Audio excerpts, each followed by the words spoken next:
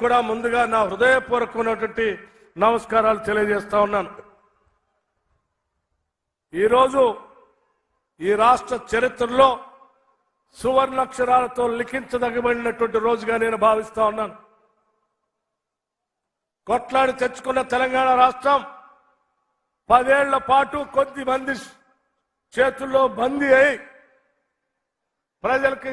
స్వేచ్ఛ లేకుండా, స్వాతంత్రం లేకుండా, హక్కులు లేకుండా ఉన్న వనరులన్నీ దోపిడీకి గురవుతా ఉంటే రాష్ట్ర కాంగ్రెస్ కమిటీ ఆలోచన చేసి ఆనాడు పిసిసి ప్రెసిడెంట్ గా నియమించబడినటువంటి శ్రీమతి సోనియా గాంధీ గారు, రాహుల్ గాంధీ గారు ఆశీస్సులతో నియమించబడినటువంటి రేవంత్ రెడ్డి గారు ఇదే ఇంద్రవల్లి దగ్గర నుంచి ఆనాడు శంఖారావం పూరించడం జరిగింది. మేము వస్తాం, ప్రజల కష్టాలు తీరుస్తామని చెప్పి ఆనాడు ఇక్కడి నుంచే పిలిపివ్వటం జరిగింది. ఇక్కడ మొదలుపెట్టినటువంటి ఆనాటి పోరాట యాత్ర అంతిమంగా ఈ రాష్ట్రంలో జరిగినటువంటి సాధారణ ఎన్నికల్లో ఇందిరమ్మ రాజ్యానికి అశేషమైనటువంటి మీ అందరి ఆశీస్సులతో అపారమైనటువంటి మెజారిటీతో ఈరోజు ఇందిరమ్మ రాజ్యం ఈరోజు రాష్ట్రంలో ప్రజాప్రభుత్వం ఏర్పడినటువంటి ప్రజాప్రభుత్వం ద్వారా ఇచ్చినటువంటి మాటను మర్చిపోకుండా ఇంద్రవల్లి దగ్గరకు వచ్చి అదే మేశ్రం వంశస్థులైనటువంటి నాగోబా దేవాలయం దగ్గర నుంచి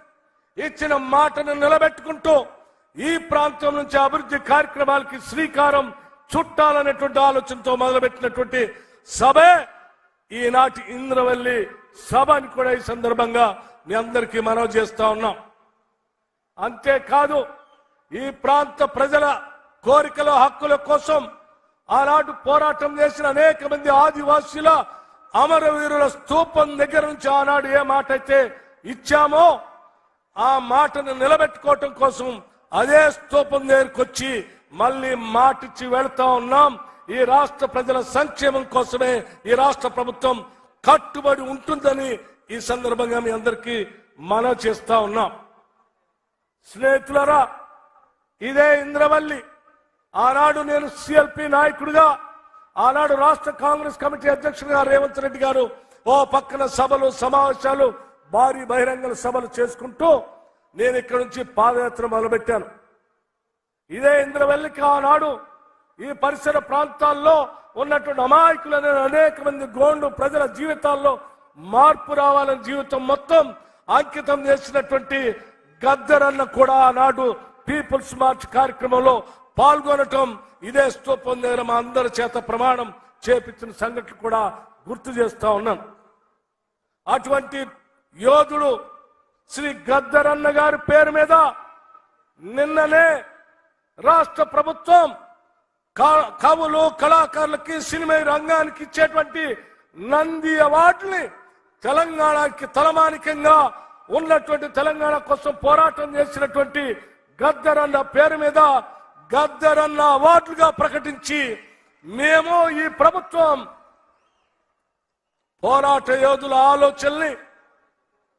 అమరవీరుల ఆలోచనల్ని, తాడిత పీడిత ప్రజానికొక్క కళల్ని నిజం చేయటం కోసం ఇందిరమ్మ రాజ్యం పనిచేస్తుందని చెప్పేటువంటి ఉదాహరణకి ఈ 2 కార్యక్రమాలుగా మీ అందరికీ చెప్తా ఉన్నాను. అదేవిధంగా ఈ ప్రాంతంలో పాదయాత్ర చేస్తున్న సందర్భంలో అనేక మంది గోండు కుటుంబాలు మా దృష్టికి తీసుకొచ్చినటువంటి ప్రధానమైనటువంటి అంశం ఐటీడీఏని పునరుద్ధరించమని, సెల్ఫ్ హెల్ప్ గ్రూప్స్ కి డబ్బులు బాగా ఇవ్వని,